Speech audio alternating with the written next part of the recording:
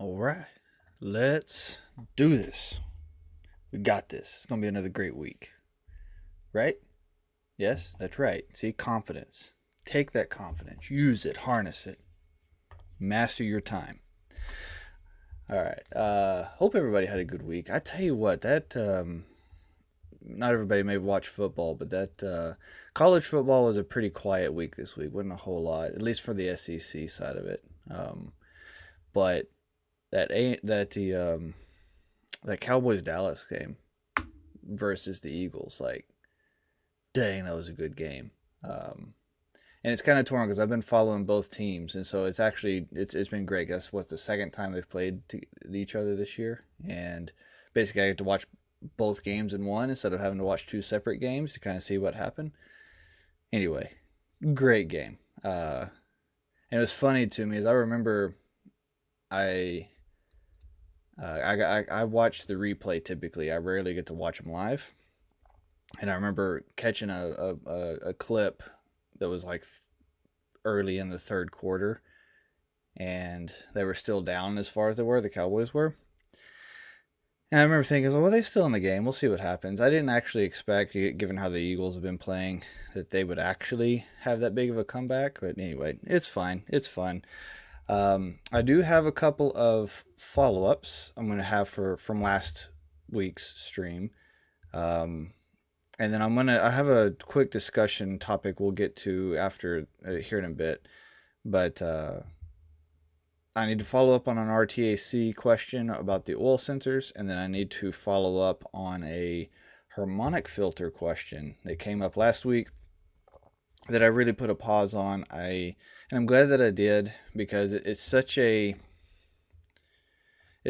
weird, I say weird, in my head, it's still one of those things where it's a pretty advanced concept, and I want to be very, very careful with it because I don't want to mislead at all. So anyway, let's first get into our fun fact for this week. I'm just kind of playing with this whole fun fact idea concept thing, and week 2 of it. It comes back to the today's email that went out this morning at 8 o'clock, which is Simplex and Duplex chillers. So let's come over here real quick. So we have two types of chillers or we have two ways of saying it, right? So a normal, say, screw or scroll chillers, we just think of, we're going to have multiple compressors in general, period. Like, it's just all there is to it, right? We are used to that. But in centrifugal world, we're actually usually only used to seeing one compressor for most machines, except, here's an update. Now that turbo cores become so popular, it's very common to see a multi-compressor turbo core machine. A Daikin WMC would be a prime example of what I'm discussing. Prior to the turbo core being used so heavily, this was something we only ever really saw in larger tonnage machines. What do we call those then? So a single compressor, so one comp, will be considered a simplex.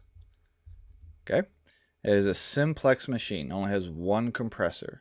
When it's a multi-compressor, which most of the time we're talking two, but we'll say multi because there are some turbo core machines that have many.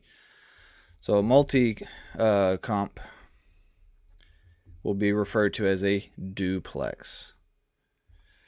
And I say multi-comp. Technically, I think duplex is actually reserved for two compressor machines and 3, 4. Heck, I've seen 5 or 6 on one frame. And what I mean by machine, I mean like legit. This is one chiller body, right? So we've got two compressors, or potentially more than that. And when it comes to large tonnage, I haven't seen any large tonnage that scales above two compressors, right? For a duplex style, but we're talking like a YD. So if you want to look up some IOMs or something and do some reading, you can look at a YD as an example of that, or you could pull up a CDH by Trane. So instead of YK or CVH, you want to look at YD for duplex, or a CD for, again, duplex machines. There's a multi-compressor chillers, and they can be either split circuit. They can be split circuit or common. You will see them in either configuration.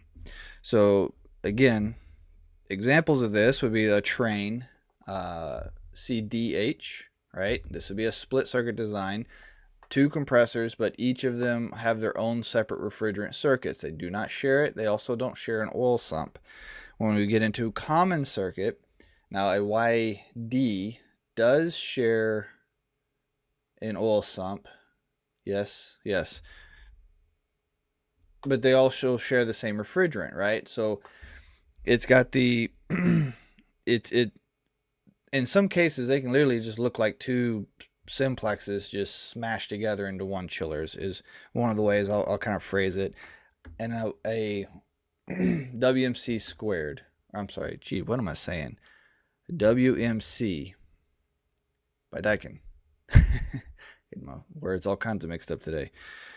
A WMC is also a common circuit, which means that both of those turbo cores on that machine are sharing the same refrigerant.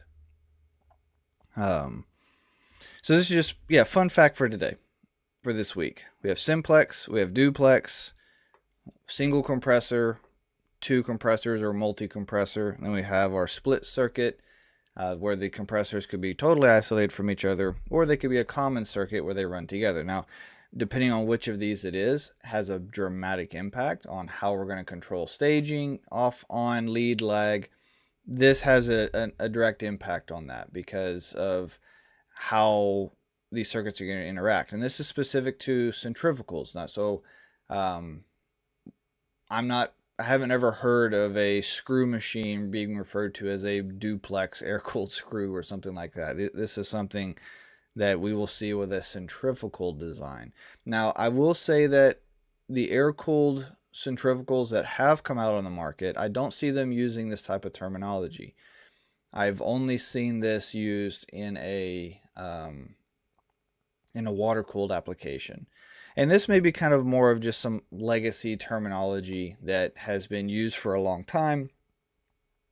It may have had more relevance at one point. It doesn't really matter all that much today. It's just a fun fact that we're talking about. Not everybody knows it. And if somebody hadn't explained it to you before, you may hear these terms, or you may know of duplex, but you may not have realized that technically a single compressor machine is also referred to as a simplex.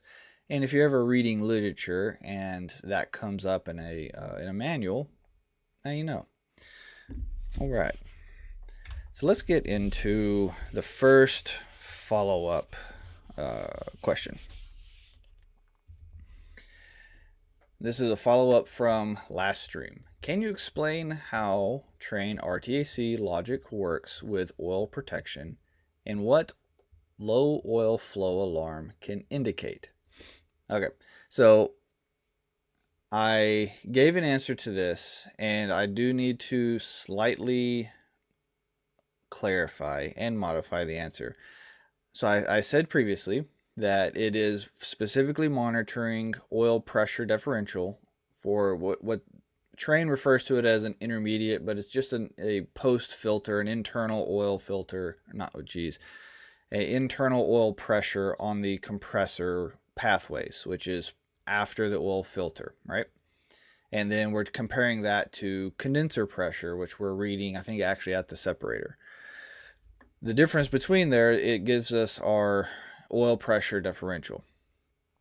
So what Trane is doing specifically is they're monitoring for that differential, and if it exceeds a certain value for, 15 seconds, and the compressor has more than 35 psid of differential, which means between suction and discharge pressure, we have 35 dp between those two pressures, and then our oil pressure differential gets above whatever the threshold is, then that will trigger the low oil alarm. And I I did see some, so Trane is monitoring oil temperature via thermistors, but reading deeper into the literature, I was thinking that maybe they were using that as part of their oil control circuit or safety circuit, because they have in other machines, and RTAA is an example of this.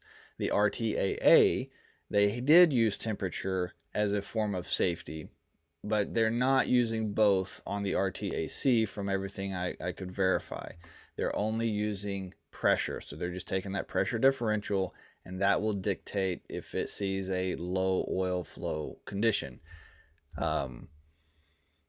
So the temperature at that point is mostly for just monitoring. And I also couldn't get a hard number on the RTAC like trigger point. And I don't remember like from memory what that point is from working on them in the field. Like I mean, we have them in my area, but it wasn't something I worked on as much as I did a lot of other machines, like an RTAA or a YCIV, something like that. I put way more hands-on, way more hours into those machines. So, but through the literature that I did have access to, I couldn't get a hard number as to what that trigger pressure is. Like I know on a YCIV, once you get above, what is it, 10 psi, 10 to 20 psi on the oil pressure differential across the filter, like that's a filter issue. It's on a 30 GX or HX, either or.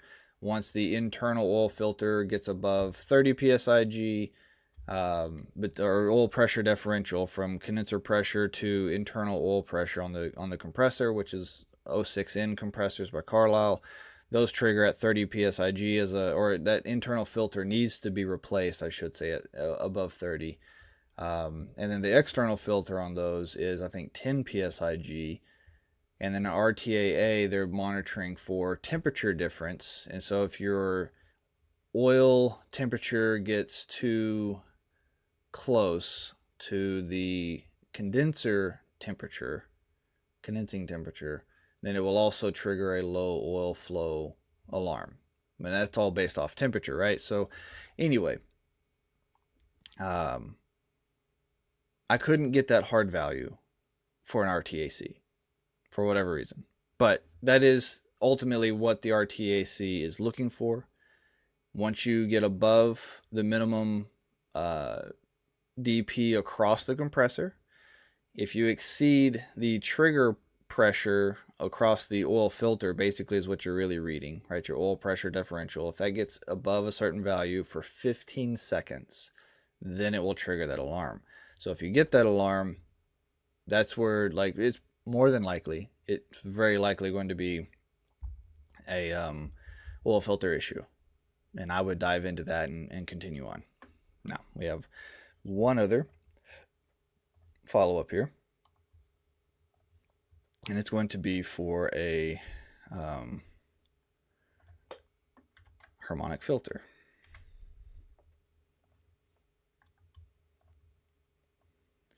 Okay. What does a harmonic filter do on drives? So I forget all the details of the previous question, but the second phase of the question that was asked was about what do these filters do? And we're going to talk about that here. That's not the image I want. Where's the image I want? Oh, I see what it did. That's fine. I can fix this. Okay. 1 second. There we go. So we'll start here. These are more common with York drives, and the most recent versions of the York VSDs that have come out will have these built in as just standard packages as part of the VSD package as a whole. And so we're talking like, say, YZ drives, YMC squared drives, and then your YKs should start seeing these more and more, even though I think they might be optional on YKs still. I think it depends on the tonnage too, like what horsepower drive is in there. So maybe on some of the smaller drives it's still optional, but on the larger ones it's not. Specifically, they're built to filter the line side of the drive assembly. And it's doing more than just filtering for power coming in, even though it is doing that. It's also trying to filter out the harmonics that are leaving the drive. And that's something very important to understand about VFDs as a whole. This isn't unique to York. This is an issue on drives, period. They create a lot of static noise. And another way to say that is harmonic interference on the line side, leaving the like coming into the drive, right? So your grid power coming in, that power gets a feedback basically from most of your drive assemblies, and that can lead to a lot of really weird power issues throughout that section of the grid, that area. It depends on how large of a drive, how much power draw it's actually interfering with, and what other devices are in close proximity to it.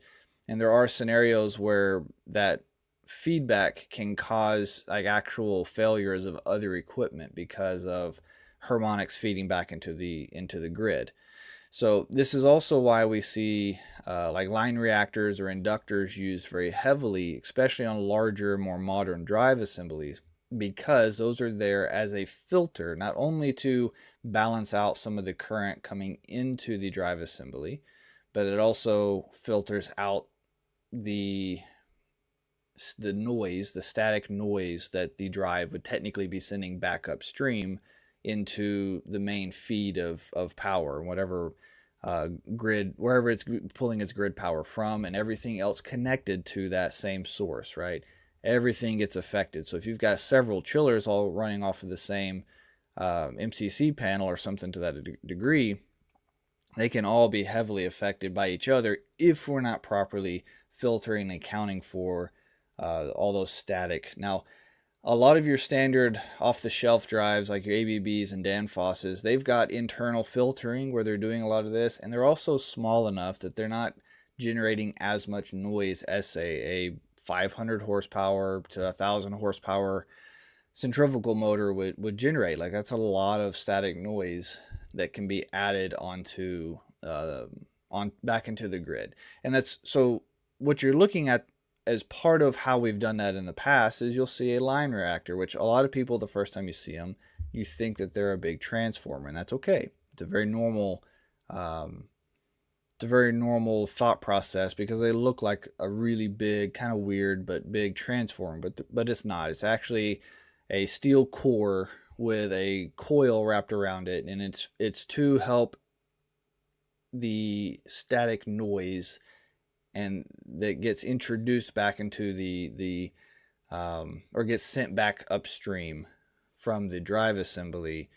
That core, that steel core, will induce a lot of that noise back out of it so that it can't actually make it back into the main feed. So the harmonic filter assembly is doing that same basic thing, just kind of at a higher level. So this could be an example, or this is an example of the input power feed coming into a drive assembly without filtering. All right, you'll see this is not a clean or healthy sine wave whatsoever. You have these really deep valleys here at what should be a mid wave, right? So we should have a nice pretty crest here, but we don't have that. We have so this is that harmonics getting sent back upstream and creating a lot of noise and static in the incoming. And so if we're not filtering for this properly, not only does it have a negative impact on the drive itself, but it also has this will work its way back upstream into the rest of the grid, like I was saying. So the outcome or the goal that the harmonic filter is trying to achieve is creating this much cleaner, nicer sine wave. Now, this is something you could see through an oscilloscope. Not that I wouldn't expect you to do this in the field, but these are some actual examples from York where they're showing kind of what the example differences could be. Now, I would say this is probably more of an extreme case. I wouldn't expect this to be every scenario, but this is what it could look like coming in, which is not good for anything at all. The electronics and nothing. Like this does good for nothing. But this is actually a fairly nice clean signal. So when we come back over here, if I can get the right scene, where am I at? Yeah, right here. So this is what a schematic itself would be. So we have breaker line power coming in from the breaker over here. This is your VSD assembly. So the harmonic filtering unit is a separate assembly, which a lot of times is built into the actual drive cabinet. So it's just kind of crammed in there with everything else.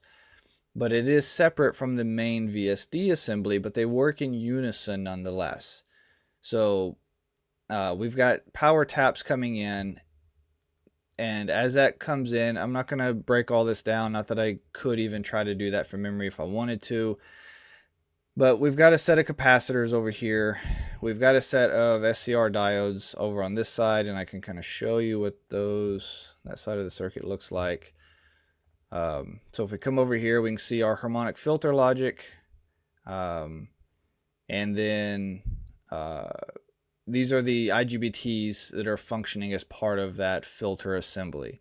So we're working between those and between these capacitors in order to just clean those harmonics up. And it's basically kind of like a side load where just all those let me see, not interferences, but the noise, all the noise that's going to be passing back and forth. Again, because keep in mind, we don't necessarily have wonderfully clean power coming into the drive assembly. At the same time, we have a lot of noise feeding back up out of the drive assembly as just part of the rectification process. Like how with us doing a rectification coming in, turning AC to DC, static noise gets generated within the line side of the power assembly. So there's a whole lot of noise and static electrically right in here. All that can be seen through an oscilloscope if you actually had the capability of hooking all that up. So the whole point of this assembly is to draw all of that noise and static off to clean up the sine wave like I showed a minute ago. And that's what this whole assembly's function is trying to do. And this is, yeah, I'll leave it there. That is its core function, is to clean up the line side of it. And we also could have things like these high frequency traps where we may have really high frequency spikes in some of the AC signs. Again, that's just noise. Like all of that is just nothing but noise in the circuit. And this resistor assembly is there to take all that noise and kind of flatten that high, that's why they call it a high frequency trap, is trying to reduce all those high frequency spikes, if you will, in the sine wave and smooth some of those out and make it a more clean and pure wave coming back into the machine and leaving all the spikes feeding back into the grid out of the VSD. Like, so again, passing both ways there. This trap is just an extra feature on top of just the standard harmonic filtering, which I think this is an optional upgrade you can get, and it works in conjunction with the rest of the harmonic filter assembly. It's a lot of electrical terms and just, it's a lot, right? So if you feel a bit overwhelmed by it or don't really quite grasp it, that's okay. I don't think that many of us do. Other than we have to be able to work on it on some scale. It's something I'm still working to like really fully get my head around myself. It's a challenging subject. Anyway, that's a follow-up. Those are the two follow-ups I had from the last episode. And that kind of brings me to some ideas I've had, and we'll start diving into more questions here. I do have one question specifically that I'll be getting to start things off here about oil not returning back into the oil tank on a centrifugal. We'll get to that in just a minute. So I've had some ideas. What I've been doing is since back in the spring, I started doing these live streams. And I think I'm going to implement, instead of having it like date based, just implement like an episode type of model going forward. Like, so this would be episode 20 of, yeah, this would be episode 20, dating back to, I think, March, technically. April or March is when I first started doing these Q&A sessions. So that's one thing I'm looking at and I'm experimenting with, and I'm curious, like, you'll start to see the channel get updated, and all the previous ones will be updated to episode. Something else I've been really thinking about is, so my like weekly video posts I've been doing, we're just kind of taking the highlight questions from all the streams and just kind of posting those as an independent video. And the more I've been looking at this, I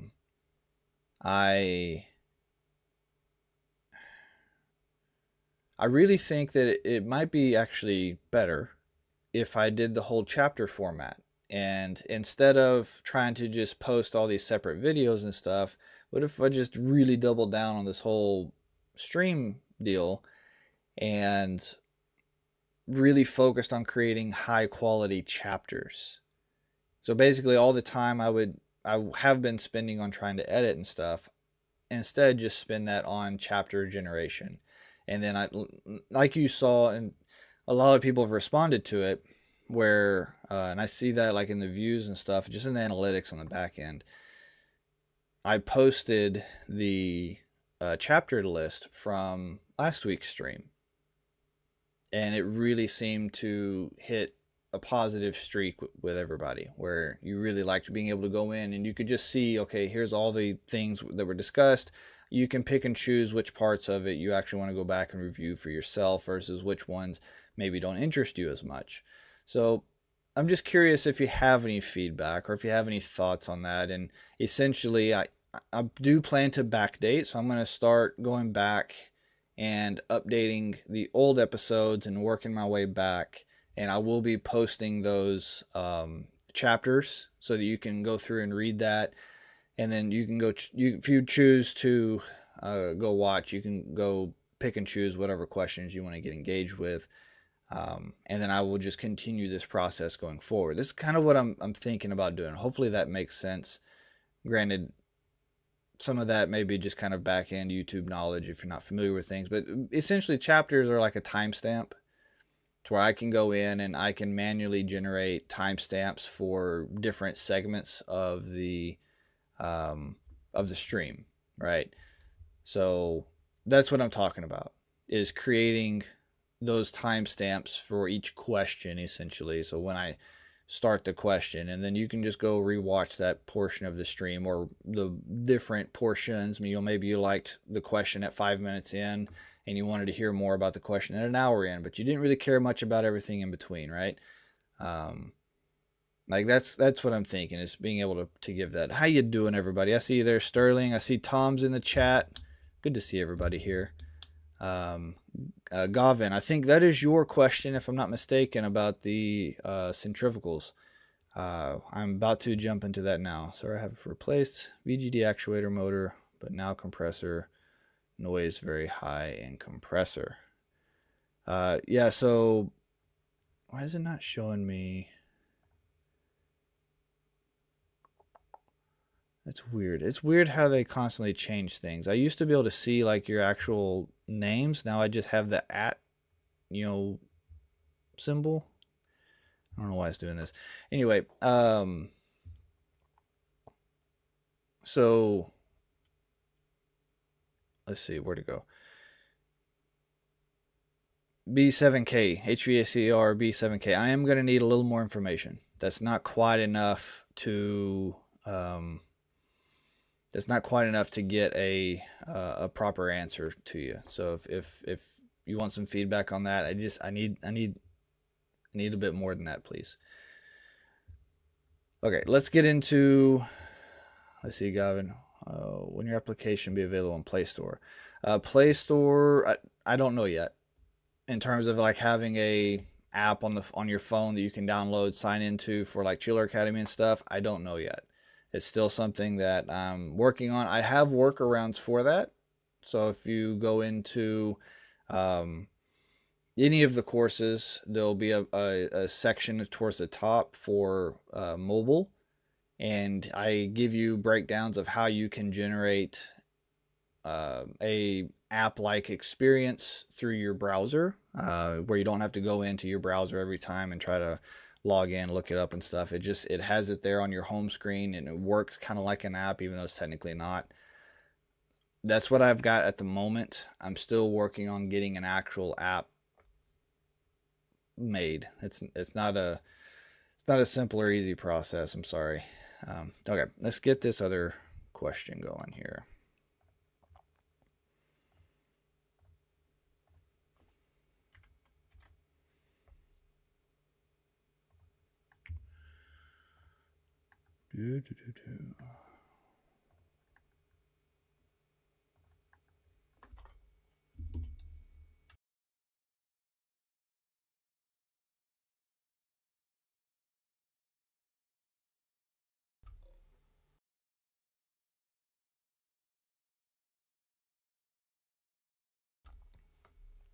Okay.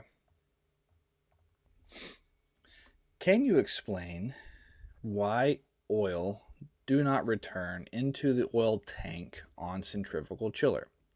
In my case, it is a Medea 2-stage chiller, 1 megawatt. Okay, so this is coming from more than likely overseas. This could be down South America, but I think from when I saw this, I think this is coming from what is overseas to me. So I'm U.S. based. In terms of why oil is not returning, let's just kind of, it's not a whole lot of information to go off of, but we have just enough to kind of talk about some core concepts of what I'm going to be looking at. Now, in terms of Medea, I've heard the brand name. I know that they exist. I could not tell you any specifics about that machine offhand. I'd have to look it up and kind of get into it. So instead of focusing so much on the machine, let's just kind of go over some high-level principles that are true across the board. And we'll go from there. Come over here. So when we're dealing with a basically we call this it's an oil migration. All right. So you're having an oil migration issue where we're not returning oil back into the reservoir or the tank. So in this case, this oil is going to be stacking specifically in evaporator. So oil stacks in evap specifically. All right. And this is because, like especially just with all of our different, oh, you're in Central Asia. I see you there. Gogoya. Okay. So not Govind. Sorry, I struggle with the names. Yeah. So you're in cool. So Central Asia. That's so that makes sense. That's where the Medea name. Anyway, you're dealing with an oil migration issue. So since you're here, any additional information you can kind of give in the chat, that'd be great, and we can discuss it further and dive in. But your oil is stacking in the evaporator. Whether it's air-cooled, whether it's water-cooled design, now I'm assuming yours is probably a water-cooled. And with the way our condensers are, the oil settles at the bottom of the heat exchanger and is getting pushed out as part of the stream with the liquid refrigerant, and everything is going to make its way into the evaporator. And given that we have a centrifugal, it's very likely, or more than likely, going to be like a flooded design on the evaporator, which means that we're not going to be able to get oil back out of that evap. I see you say your name is Vladimir. Thank you. Perfect. That's much easier to say than the username. Otherwise, all I have is the username to go by. And anyway. So when we have oil stacking, there's the primary way that most machines are doing this is through an eductor. Okay, so we're using an eductor to get that oil back. Now, sometimes these are also referred to as jet pumps. So if you're familiar with either concept, you get the kind of idea here. Yeah, so you do say it is water cooled. Perfect. So with this eductor, a couple of things have to be true.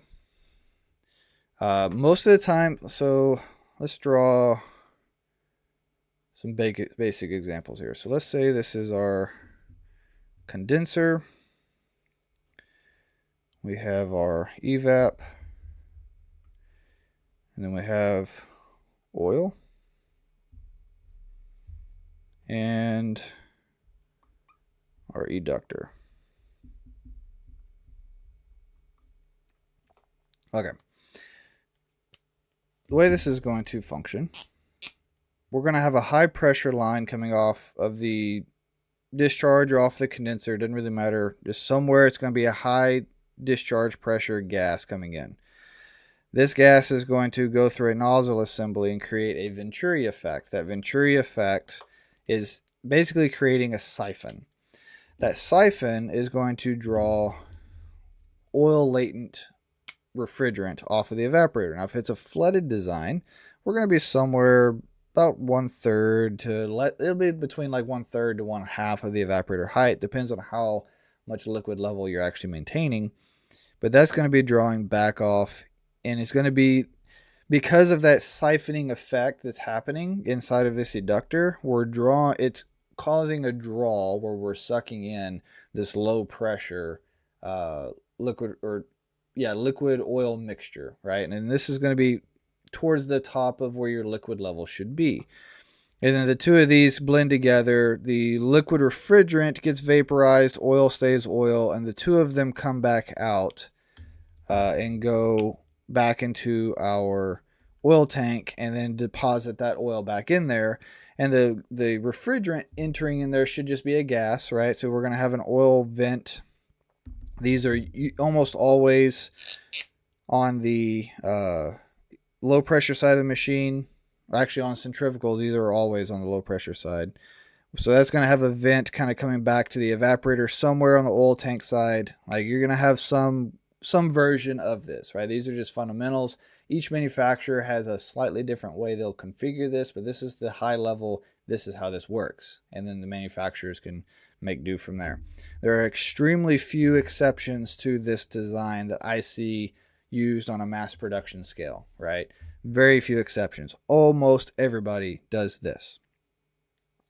Now, you may have more than just the evaporator that you're pulling oil back off of, but at a bare minimum, we have to deal with the oil getting trapped in the evaporator. So part of oil migration, oil is getting stuck here. We need to get the oil out of here. What are we going to see when we have that high oil in there? Well, one of the big things we're going to see is high approach values. Okay, so the approach is going to increase significantly because we're interfering with our heat exchange. That oil acts as an insulator. So this is going to give us high evap approach. So at that point, we could have clean tubes, good water flow, good refrigerant charge, all the above, but we have a high approach. Okay, that's one possibility. Now, the specific condition is we're not getting oil back, right? So it may be more than just a high evaporator approach issue, or it could be in conjunction with. Now, many chillers will have valves in different spots, right? So you may have a valve here, or many times you'll have a valve here on the evaporator that usually is field calibrated. So you have to manually adjust how much it gets opened. And weird things do happen sometimes, and like you can get trash in there, right? So even if you have an open valve, doesn't necessarily mean you have actual flow. That doesn't happen very often though, but it can happen. Ultimately, we need to make sure that all of our valves are open, right? Is our condenser gas valve or port that we're feeding that hot gas, discharge gas into the eductor assembly, is that feeding in? And are we allowing that, or down here I should say, are we allowing that liquid oil mixture to pull in from the evaporator? So is this valve open and is this valve open in order to allow that flow? Okay, and if there's any valving over here. Now, so a closed valve could be one reason we're not getting that oil back. And a symptom of that high oil is going to be approach values. That's going to be one of the easiest metrics to look at if we think we have an oil migration issue. More than just do we have oil in the sump, are we having high approach values on the evaporator? Now, some other issues we could run into. It's very common for there to be a dryer somewhere. It could be here leaving the adductor. It could be here coming off the evaporator. Those are the two places that I will typically see some kind of dryer assembly. Either one of those, either post-eductor or pre-eductor. Either way, that filter could have gotten clogged up, right? That just happens. It's a filter dryer. It's there to process moisture and all the things the normal dryer does. So if that dryer was to have an issue, that's gonna cause a oil return issue, and that's gonna lead to migration because you're not flowing enough volume. So right now we've got valves as a potential option. We've got our dryer. Vast majority of machines are going to have a dryer as part of this eductor circuit. You won't have one anywhere else in the machine typically, right? So you don't have like a liquid line dryer on these types of machines like you would normally expect to see, but you will see it on the oil recovery circuit. That's very, very common. All right, so a closed valve could prevent the oil return. A dryer issue could prevent oil returning. It could just be a low liquid level in the evaporator. So low level. So keep in mind, these evaporators, regardless of the kind of evaporator you have, they need to have so much liquid in them. I'm assuming you've got a flooded evaporator design. One way you would know is, does the metering device come in from the bottom of the evap, or does it tie into the top of the evap? If it comes in from the bottom, you have a flooded. That's when you're going to see this oil recovery port is going to be higher up on the barrel. The goal of that port is to land in the first, say, 3 to 4 inches of the liquid level. Because when the compressor is on, refrigerant is flowing, the oil floats on refrigerant, but during operation, it gets stirred and mixed very heavily. And so the top several inches of refrigerant is a refrigerant oil mixture because of all the boiling and turbulence of the liquid refrigerant boiling off.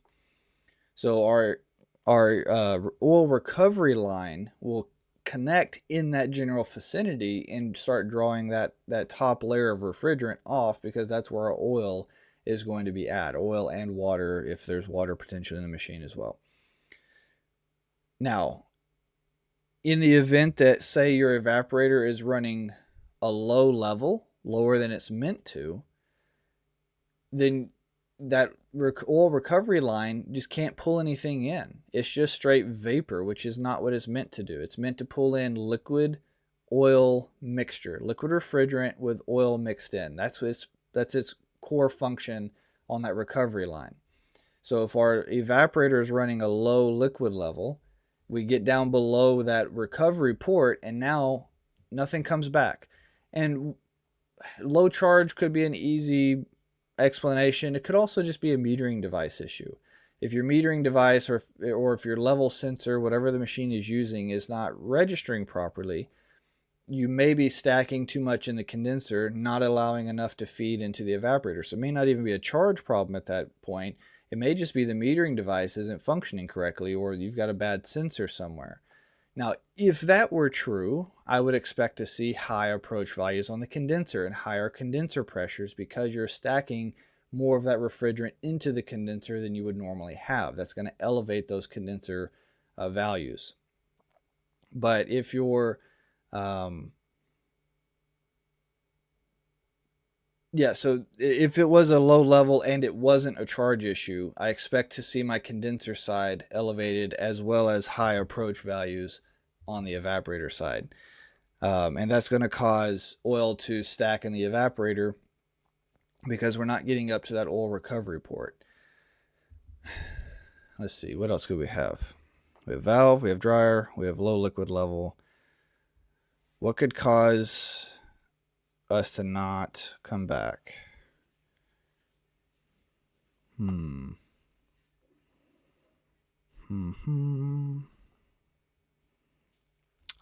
DP. So low DP. What I mean by low DP is if you're running cold condenser waters, like, and some chillers can, the issue is this eductor needs a minimum differential pressure between condenser and evaporator. Specifically on the condenser side, we need a high enough condenser pressure in order to push through that jet pump nozzle, that eductor's nozzle, to create the Venturi effect in the first place, right? If we want to create that siphoning action, we want that to form inside of that assembly. It's literally just an aluminum block many times. Anyway, if we want that in there, we have to have a high enough pressure coming from the condenser or the discharge line, wherever it's pulling from, to create that pressure drop effect.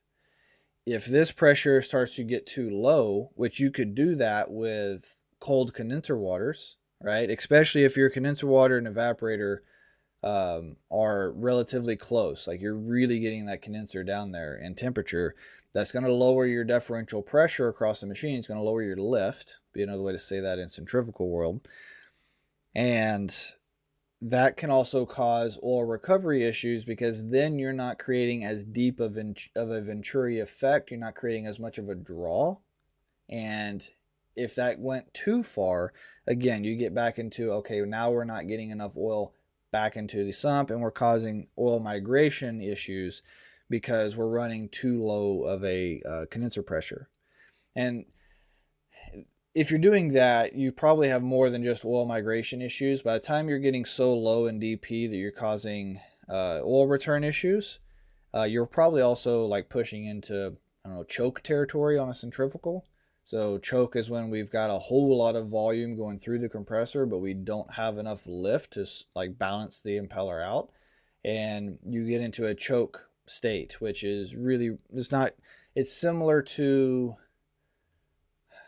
it's not a surge, but it has a similar effect. It'll tear up it'll tear a compressor up in a similar way that a surge would. That's referred to as choke, right? So again, low DP could be another potential option as to why the oil recovery circuit's not able to function properly. Valve, dryer, liquid level. Any other? We're going to see high approach, migration.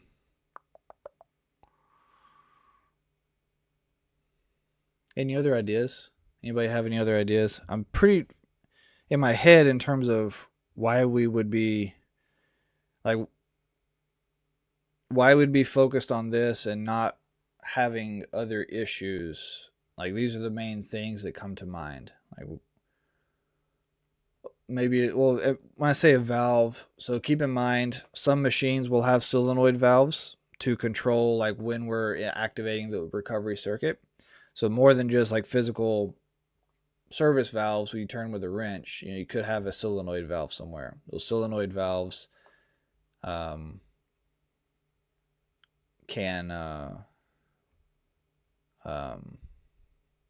cause a similar, like, it'll cause the same issues. It'll just be, whether it be a coil issue, a valve issue, whatever the case, just be aware of a solenoid.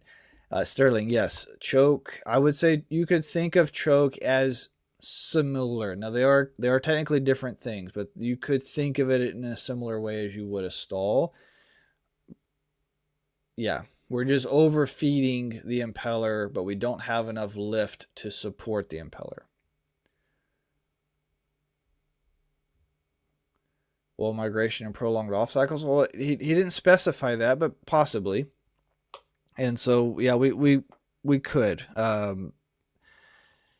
Yeah, if you're dealing with a situation where you're seeing this when the machine is turned off and then comes back on, That's the same migration issue. It's just different, right? So everything I explained here is what could happen while the machine is still running, right? These are how we can migrate while in operation. Now, honestly, a more common way to migrate is when the machine is off. That migration is usually because we're allowing some kind of trickle flow. Sometimes we have valves fail on the isolation valves, and we'll have a small amount of chilled water flowing through the evaporator while the machine is off. When something like that happens, we almost always end up having our oil migrate to the evaporator. So that's just something, if you're seeing that, that could be it, or it could just be if this chiller is in a really cold environment, in an ambient state. Keep in mind that your tank has an oil heater, and if the ambient conditions around your chiller are cold enough, then that barrel could get cold enough to make that oil want to migrate out of the heated tank into the cold evaporator, just due to ambient conditions. So the oil could migrate out of the sump or the tank that way. So there's just, again, something to be aware of, and that's what you'll see during the off cycle and right at startup. And then once you get the machine online and it has some runtime, then it should start recovering that oil back. But the way the question was originally phrased, it was phrased in a way that made me think, I think this is happening while in operation, specifically for Vladimir. So anyway, that's that's a good answer. I feel like I covered the bulk of everything I needed to there. It's a great question. And that's just one of those little, when you run into a situation like that, especially if you just haven't had to deal with that kind of stuff, that could be so freaking screwy, man. To just, this is why I harp on things like learning the adductor system and stuff so much, because you get into some weird stuff sometimes, and the more you understand these components and what they're meant to do, that's where you can really start to understand this thing, and you can navigate your way much better. Yeah, it's good to see you, Vladimir. I'm curious if you figure something out, like say you run through that whole monologue of ideas, and something works out, or you find something, let me know. I'd love a follow up on it, bud.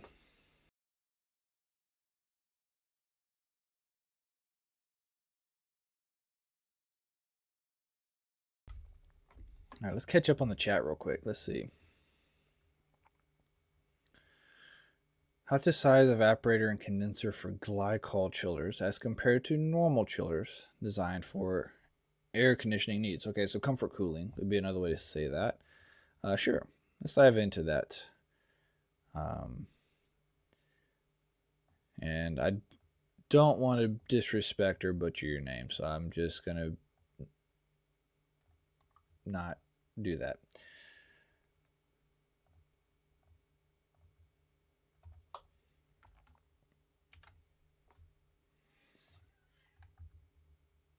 Just give me 1 second here, guys. Let me get this up for everybody.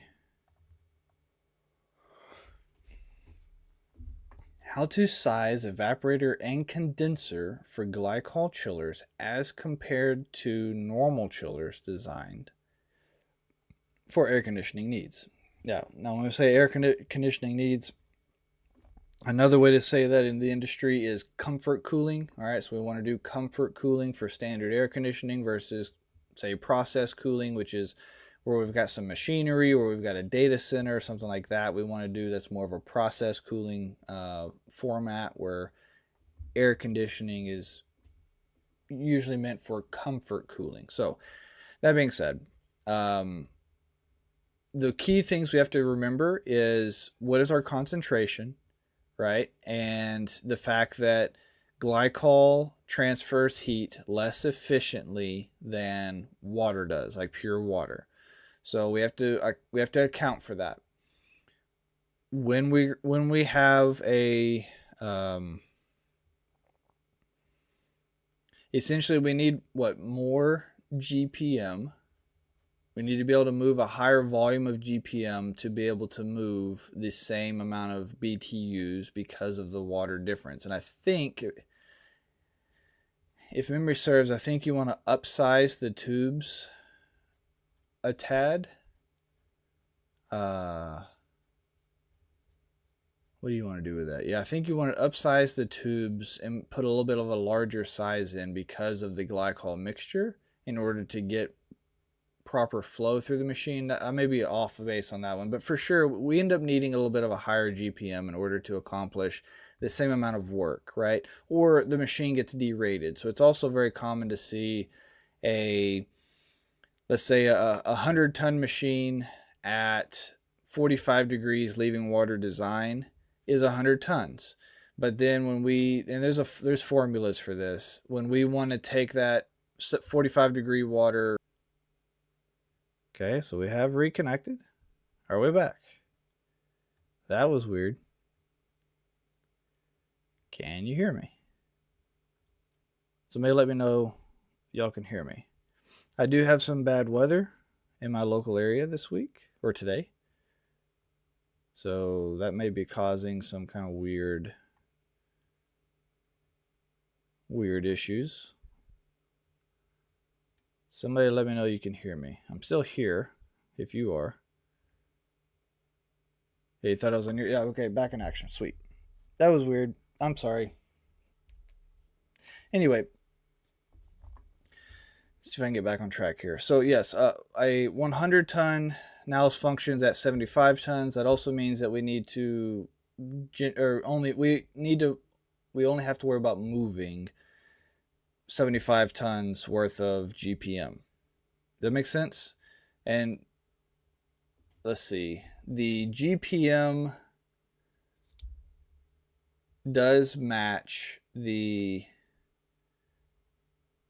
need slightly more total GPM than the rated tonnage, right? So the machine derates, but we need higher GPM because of the glycol mixture. And that higher GPM is achievable because we technically have a derated machine. So the machine itself is, say, capable of 500 GPM. But because we're derating, we may only technically need 400 GPM, but we can still do, say, like 450 GPM once we account for the glycol in the mix. Hopefully that makes sense. It's kind of a weird, or it can be a really weird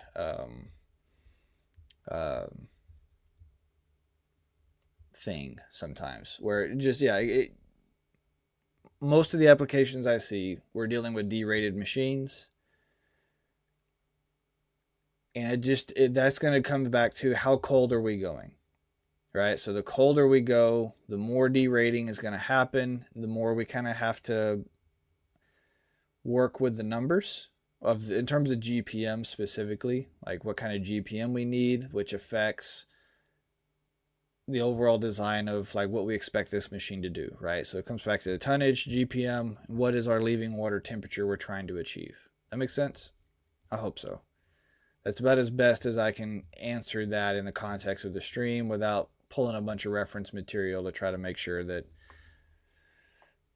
like, if we needed to go deeper, I'd have to review some notes on some stuff.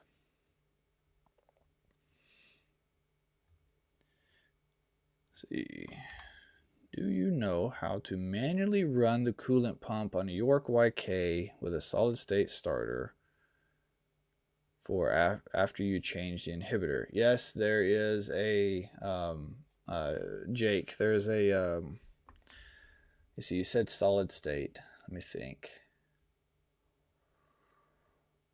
How about this? Let's look. You said YK with a solid state. Let me pull this up and we'll look at it together. Let me pull the manual for that. There is a way to do it. If it was a VSD, I think it's what, J12 J14, no, 14 is the flow. J12, I think it is, on the logic board, automatically engages your coolant pump if you just pull that.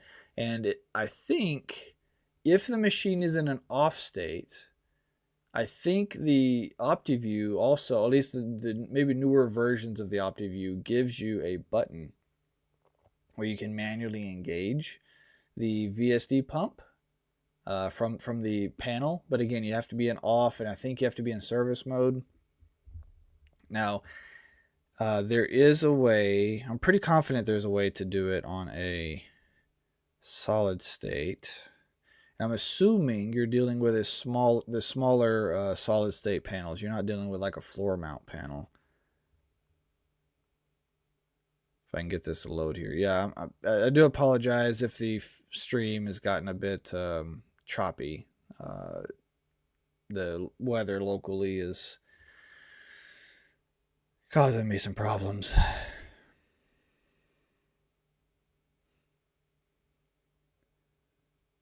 Yeah, so me even trying to pull up the manual, because I've got the manual saved to the cloud. I can't even get it to load.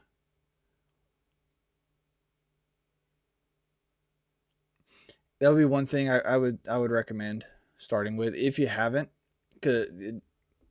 Make sure the machine is off. It's in an off. The switch position is in the off state, right? So you're in full off on the panel switch, and then go to your starter menu in service mode, and there should be an option to run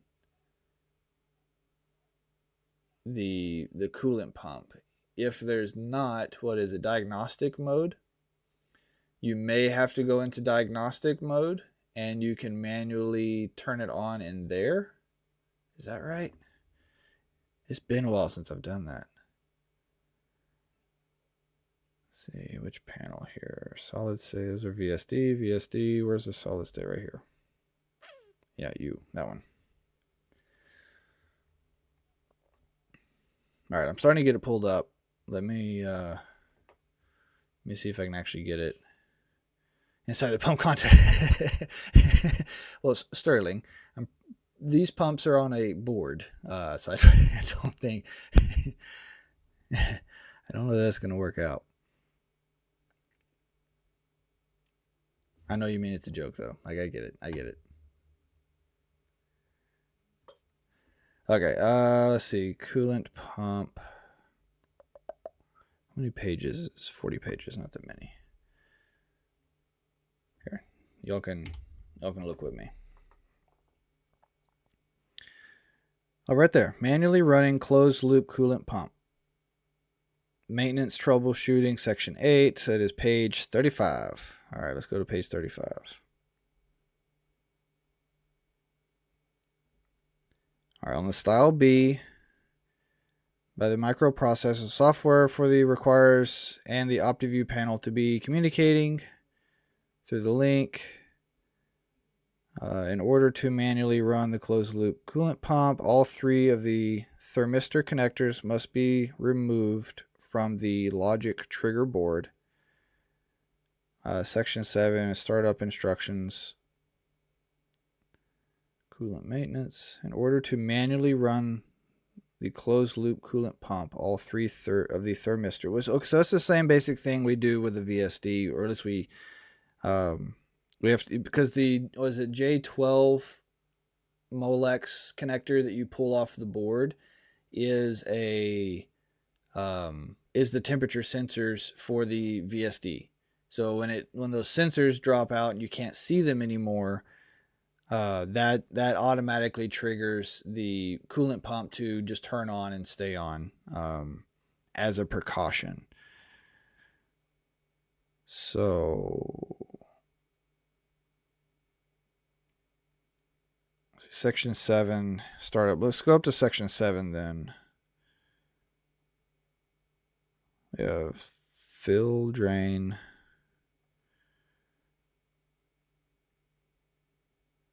See, that's how we fill. Type coolant. There's the drain. Do not reuse coolant. Remove temporarily. The coolant pump will turn. Okay, right there. So you want J2, J3, and J4 pulled. Yeah, if you pull J2, J3, and J4 on the solid state starter module, control module in the panel, the LCSSS, that is supposed to engage the coolant pump, because it can't verify temperature anymore. And because it can't verify temperature, its backup default is to start the pump and run that as a precaution.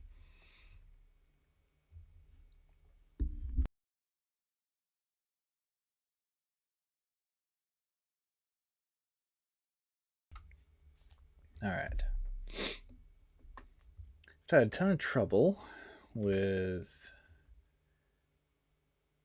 an old Trane CCUN 407 scroll with remote condenser. All right, well, yeah, remote condensers, that's a good start. All right, low subcooling with very high head. Yep. High pressure limiting, no non-condensables detected. Condenser was cleaned, but hadn't been in ages. Yeah. So just to pause right there, Sterling. Yeah. It's so freaking often remote condensers don't get put in properly to some degree, and we end up having head pressure issues. And yeah, especially you're talking with a 407 blend like that. Anyway, let's keep going. See, did you give some more info? I've been telling them I believe the problem is from low flow on the condenser side, low noise fans, but mainly right thinking it because low subcooling. I am right and to think the low subcooling is by the head pressure. Migrating. Yeah, I would say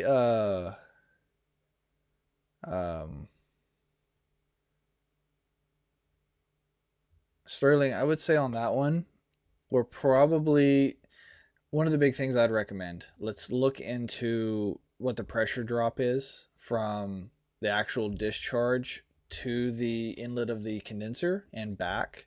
You may even be able to take a temperature drop and see.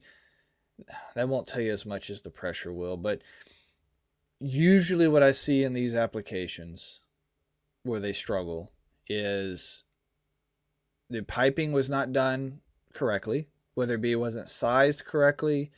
They needed to have put in oil traps. Maybe they didn't. That can cause issues. Either way, we're losing too much velocity. And yes, it comes back to the piping. Like every single time I've had issues with remote condensers and this, it comes back to the piping. And one of the common mistakes I see is people won't upsize the piping properly to cover that extra distance. And the piping itself just becomes too restrictive. They choke it down, and by the time it gets to the condenser, through the condenser, and comes back, it just doesn't have enough. It just doesn't have enough velocity and pressure left in it now. And you're already running high head pressures, right? And so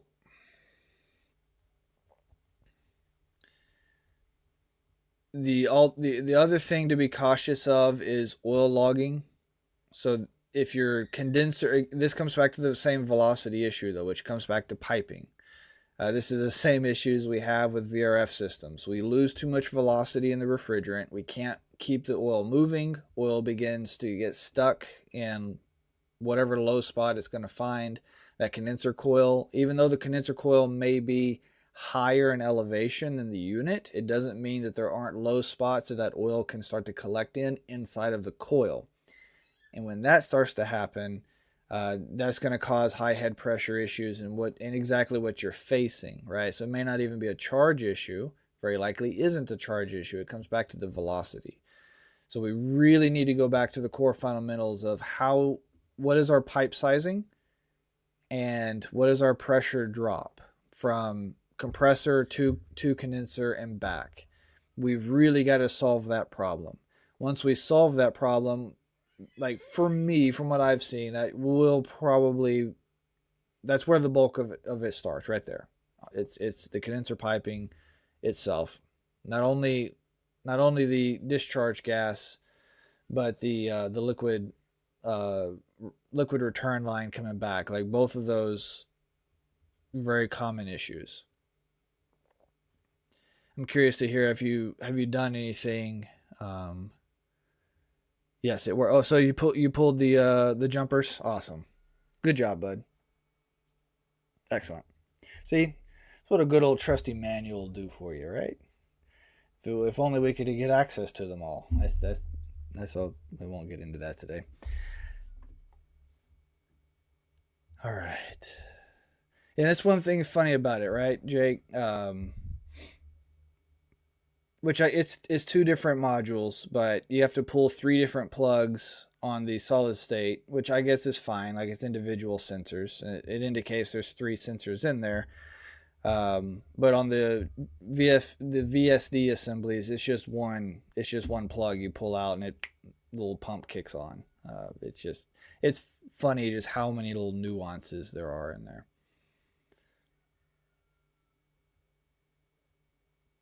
Is there a relay he could close to send the on signal, or does it have to be? Yeah, no. In a panel like that, it's all ran through the control modules, Sterling. So, other than doing what we did, which is basically drop the temperature sensors out, which I don't know why they put a button on the panel somewhere. Now it's hidden. You gotta do all the right stuff just right? You have to have the switches in the right spot. You gotta get to the right place in the menu. But man, I've got this thought scratching at the back of my head that they did something to make that a really easy process if you just knew how to get there, and that's on newer versions, or it was on at least a version at one time. I would just have to go back and find it. And that's part of the struggle too, is I've seen them, they'll implement a feature, they'll do it for a few generations, and then they'll take it away because they wanted to do something different or whatever the case may be, right? So we see that when they went to this new version 10 software where you've got to use Access Manager now. Like they've taken some features away and stuff. Anyway, get off on a tangent.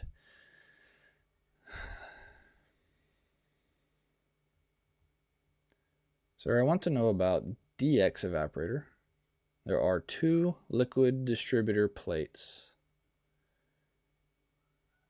which have small capillary tubes and them enter in evaporator tubes. I repaired leak. Now which steps I have to take care of. So we have a DX evaporator, 2 distributor plates, which have small cap tubes.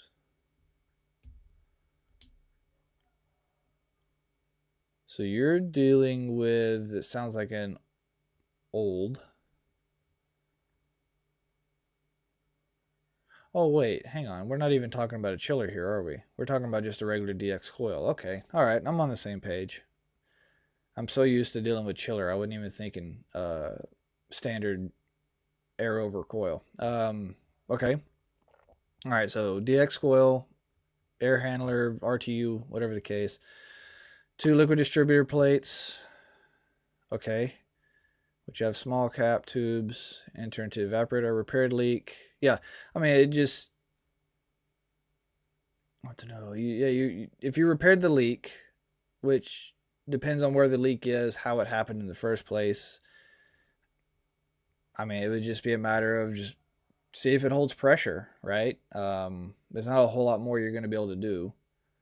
Just see if it holds pressure.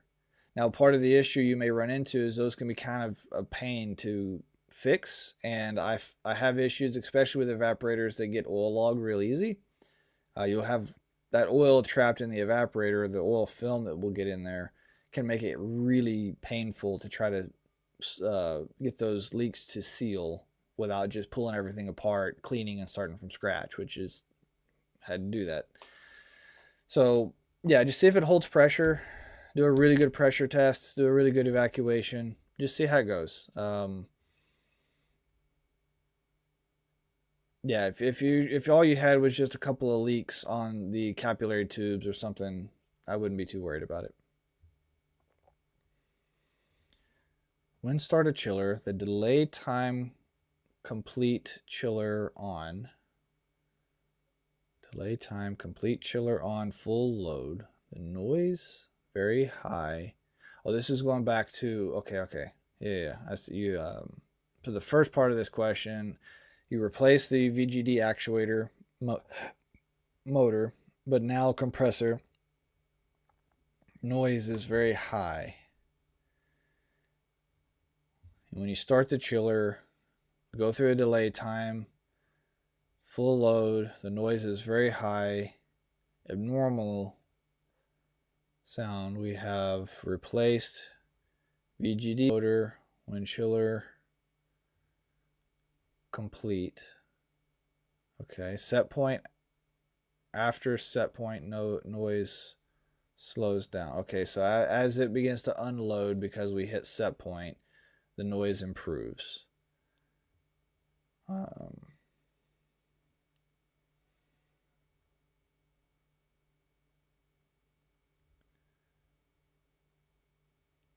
see. Sterling, I see that you responded to the piping. I'll come back to that in just a second, bud.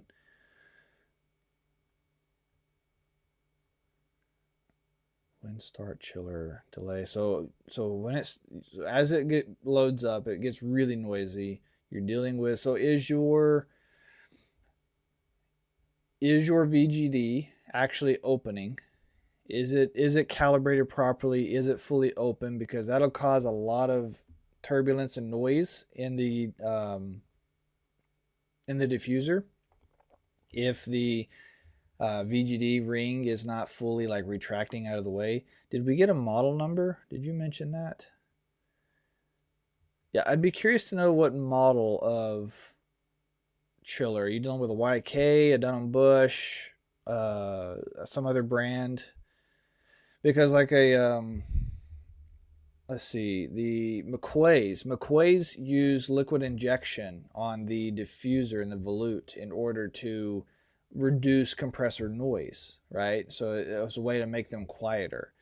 So if you're used to that and you've got a McQuay type machine, and that liquid injection line is not functioning for whatever reason, that could be where you're hearing a lot of noise. Now I don't remember if McQuay's have used VGDs or not. I'd have to go back and just reference notes and read back up on them.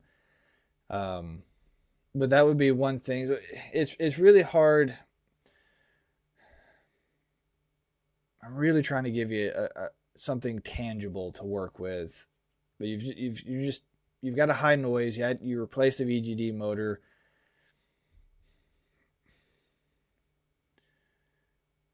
Compressor gets no, but I'm assuming when you say it gets noisy, and you made set point, so if you were heavy surging, I wouldn't expect you to hit set point. You say that it gets quieter as it slows down. Is it a low pressure machine with just a lot? So that's something I've seen where when you get high non-condensables in low pressure machines, maybe they're not technically surging, or maybe they're not showing surge symptoms, but they can be really, they can make them louder. And then as they unload, they will get quieter, but it is like the non-condensables in the condenser that are stacking are causing lift issues on the compressor, which generates a lot of, potential surge and stall conditions, and that creates a lot of noise and stuff in and of itself, right? So I'm trying to think of all the different ways we could try to dive into that.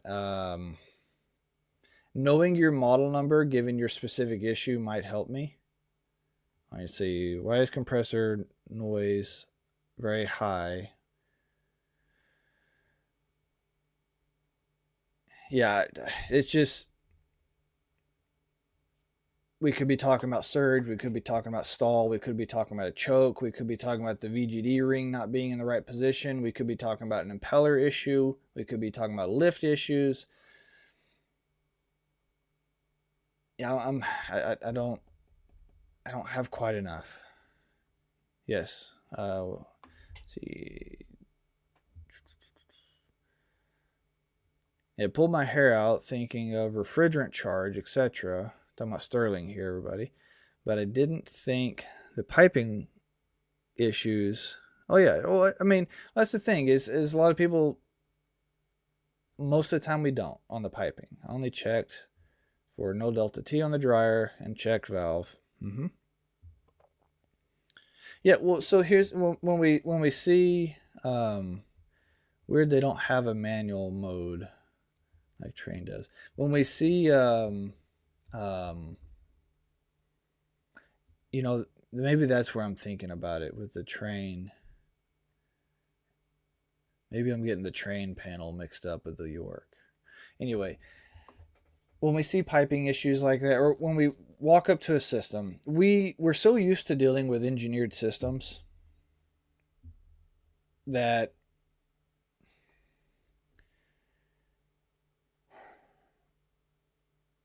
sometimes we just don't think about the fact that maybe somebody made a mistake with the piping, because most of the time we're not dealing with piping issues because an actual engineer sat down, drew a blueprint, and put this thing together.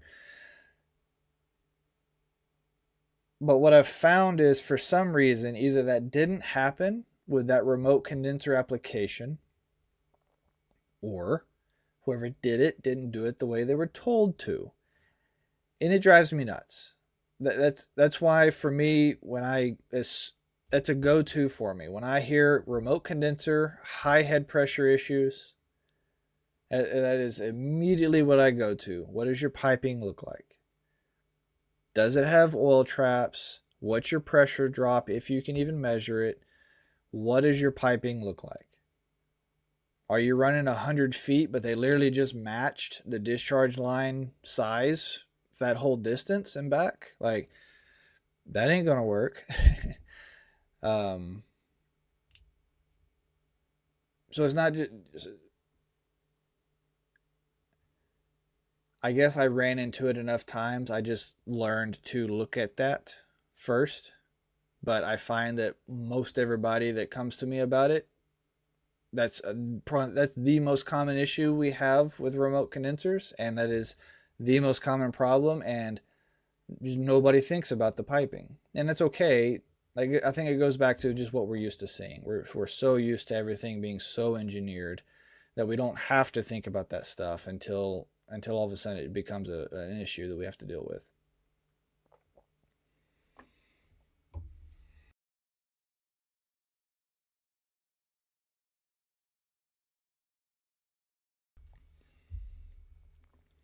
Speaking of oil migration and off cycles, it's been a recurrent issue I've seen on RTAFs. Yep, but I can't quite figure out figure out the oil path when it migrates looking at the refrigerant schematic. Do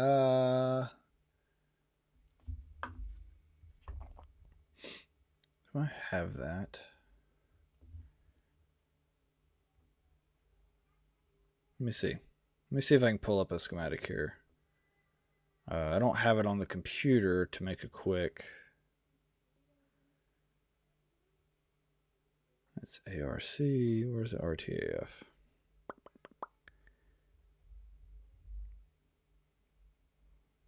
I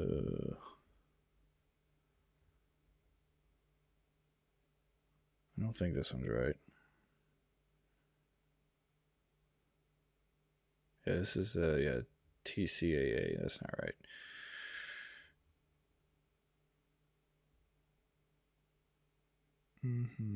RTAD. No, not that one. No, not that one. Yeah,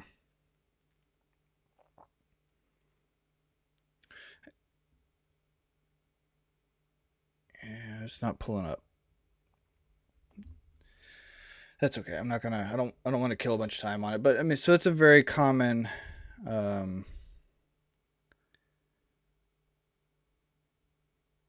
This is the ACR. That's not. It's a very common issue with these, and so it's also, yeah, it just comes back to the temperature, right? RTAFs are out in an ambient environment. That ambient environment, when it gets really cold, two things happen. One, it's really easy for the oil to migrate into the evaporator because the evaporator can get so cold with it being a low ambient outside, right? So that naturally is going to cause that oil to want to migrate. But then two, we also deal with an issue, the bigger issue of it takes a lot to generate lift or generate differential pressure because our condenser coils are low or cold, I mean. So everything is cold.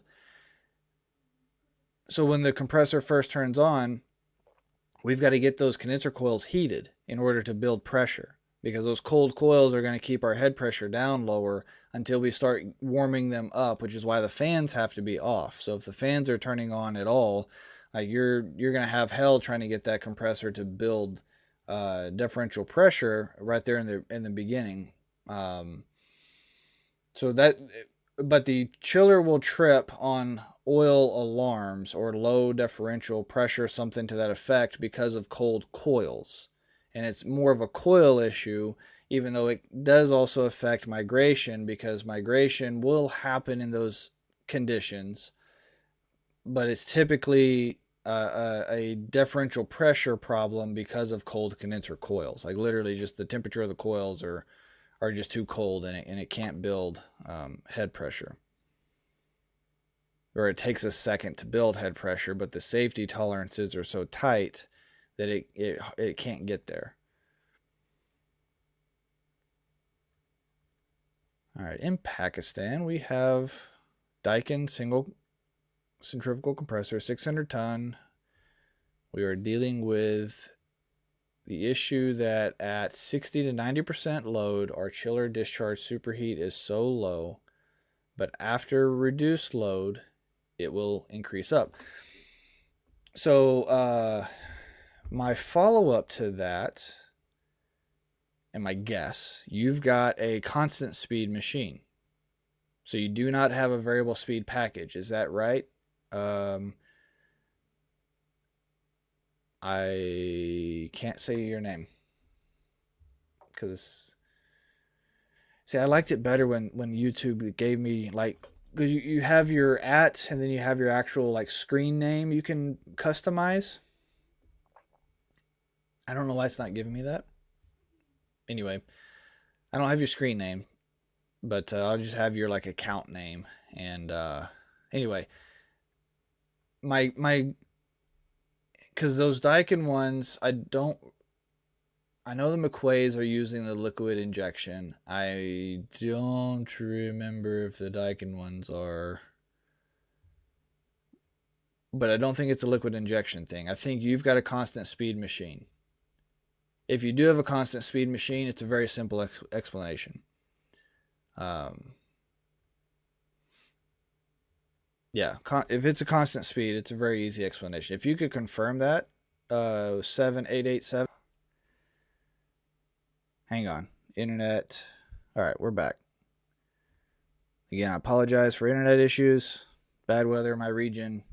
I live way out in the sticks, doing my best. Okay. All right, so we're going to say discharge superheat is here. And you say it's got a VFD, so it's constant speed either way. So you're not varying the speed, which sometimes, like, we can use VFDs as a soft starter. Like, those applications do exist. Either way, discharge superheat, and then we're going to call this load. Load, or you could also potentially look at this as your IGV, your inlet guide vane, right, as this is changing. And we're going to go, what are we going to say here? 0% to 100%. And then we're going to show high superheat to low superheat. So this is going to be kind of your arc. All right. The more load, or the more IGV, the more load or the more open the IGVs get on your compressor, so the closer to 100% they go, the lower the discharge superheat is going to be. And the more those inlet guide vanes close off, the higher that discharge superheat is going to be. Now, this will change per the machine, but this over here, this could be, say, 6 to 10 degrees Fahrenheit. Now, you'll have to convert that into Celsius, but like this could be 6 to 10 degrees Fahrenheit, while this up here may be 50. All right, so I have fully unloaded minimum state. The compressor discharge superheat may be like 50 degrees of superheat in Fahrenheit. But at a full load, we drop way down in superheat, which is counterintuitive to what we think. Okay, this is counterintuitive. This is where centrifugals kind of fall into their own little. But our chiller, more load, more IGV is open. Exactly. So this is where centrifugals kind of fall into their own call it world here. What this comes back to is cooling. Okay, so this is constant speed.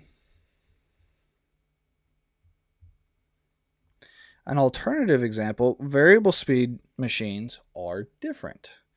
So if we have the same basic graph, discharge superheat, we're going to say our load down here, okay, all the same values. These can look more like this. They'll be more flatline, where we expect to run somewhere between, say, 10 to 30 degrees, right? Maybe I should. These will be kind of more like this. All right.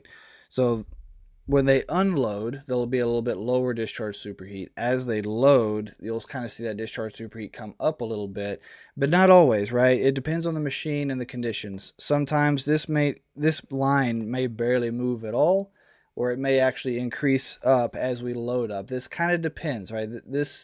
It's hard to draw one for a variable speed. So it'd be variable.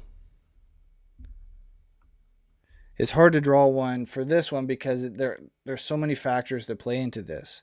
But with a constant speed, this is pretty consistent. It comes back to cooling. All right, so discharge superheat is the output side, or let me say it this way. Discharge superheat is reflecting how much heat is being pulled from the refrigerant, or pulled from the compressor into the refrigerant. Well, here's the thing. We're not changing the speed of the compressor, which means we're not changing how much friction load, how much friction heat is being generated by the compressor. The compressor's heat it's creating is staying constant. What we are changing is, by lowering the volume of refrigerant through the compressor, we're lowering how much cooling the compressor is able to get. So on an inlet guide vane, you'll see right at the center of the vanes, there's this teeny little pinhole, right? And you'll see this on, like just when you see any kind of pictures of an inlet guide vane and they're fully closed, they always have this little pinhole right in the middle. That pinhole is for cooling. It is sized specifically for cooling, so that in the event that the vanes are 100% closed, but the impeller is running, there is just enough vapor coming into the compressor to prevent it from immediately overheating, right? Now, they can't run like that for an extended period of time, most of them. But you can get a short stint at fully closed because of that hole in the middle of the vanes. That's why the vanes don't literally 100% like choke off all flow. So this is what we're affecting. So while yes, we have more load, the compressor is doing more work when the vanes are open. If everything else is working like it's supposed to, you've got good liquid level in your evaporator, you've got good approach values, good cooling on the condenser side, so your lift is being controlled. Like when all of that is happening correctly, the more you open those vanes, the more cooling you're feeding that compressor, the lower you're going to get your discharge superheat. And that comes back to the friction load of the mechanical parts are pretty consistent. They may increase a little bit with the more load you put on it, but they're fairly consistent. But the amount of refrigerant going through the compressor is being increased, which means each molecule of refrigerant can carry more heat. So yeah, because the higher volume of refrigerant can carry more heat away, less superheat is created. And this is totally different than what we expect to see from others. We'll take a screw compressor as an example. Screw compressor, more load, more discharge superheat. Lower load, less discharge superheat, right? It's a pretty straightforward polar opposite arc of this one, which is what we're used to. Similarly with a scroll compressor, right? Scrolls have a similar thing, but that's not true with these centrifugals. We see a different arc on a constant speed centrifugal, and it's different from variable speed. Because here's the thing: variable speed, we can slow the compressor down. We can run lower RPMs. That slower speed allows us to generate less friction, less total heat being generated by the compressor just from running, which allows us to have a much more, call it stable or consistent arc as we adjust the load on the compressor compared to what we see with constant speed. And that's why these two look so much different. That's why they behave so much differently. So it's just something to be aware of as you see the difference between these. It comes back to cooling. That's the simplest answer. Very little cooling happening on a compressor that's not slowing down. Lots of cooling happening on a compressor that's not changing speed. Now, all the other factors I mentioned earlier, refrigerant charge, level control, superheat, approach, heat exchange, oil management, all of that affects this. All of that can make these numbers change. Okay, so just bear that in mind. But if everything is working correctly, this is what you will see it do. Yeah, well, it's such a just weird concept. It's such a weird concept. It just takes somebody explaining it. Like, I did for a long time. Now, I'm also used to seeing mostly variable speed machines, right? So, in my area, like there's obviously constant speed, but they're not as common as the variable speed. Like, just most everything is variable speed at this point for what I'm used to seeing. So for a long time, like, I had this variable speed arc, and I was talking with some really experienced guys, and they actually corrected me on this and explained this to me one day. And it's one of those things where if you just never had this explained to you, and the differences between here, just how are you supposed to know? You know, how are you supposed to understand that? And it to me, thinking about like what we know of like such superheat and heat control through the compressor and blah blah blah blah blah, ain't none of this intuitive. Now, once it's explained, it makes sense. Like, to me, it makes total sense. I get it. Sounds like you get it. But they just That's not the first thing I think of when I see this, right? That's just, yeah. Anyway, it's a great question. It's a really great question.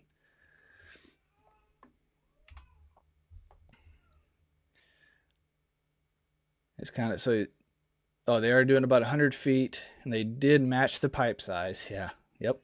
It's just classic. I mean, if they were going 25 feet, 20 feet, something like that, fine. You know, you probably get away with that. But when you're starting to hit 50 plus to 100 plus feet, you're going to have to upsize. It's the same concept as like with our split systems, right? And those are only designed, like, their factory sizes are only designed for like, what, 50 feet? I think most of them, they're like 30 to 50 feet. And if you go beyond that, you get into their whole, okay, now you've got to do custom sizing using just the default. So that's on a regular split system we'd put in our house. Now we're talking, you know, chiller systems with remote condensers, and but yet somehow the same rules don't apply. I mean, I'm not speaking this to you specifically, Sterling. I'm just saying it as a concept, and just getting back to the fundamentals of how these things work. Yeah. Yeah, and even though it's on the same floor, like, so the height lift has an effect, yes, right? So you lose more velocity increasing vertical than you do just going flat horizontal. That has an impact, but at the same time, it's still 100 feet, right? Because it's basically, it's 100 feet of yes.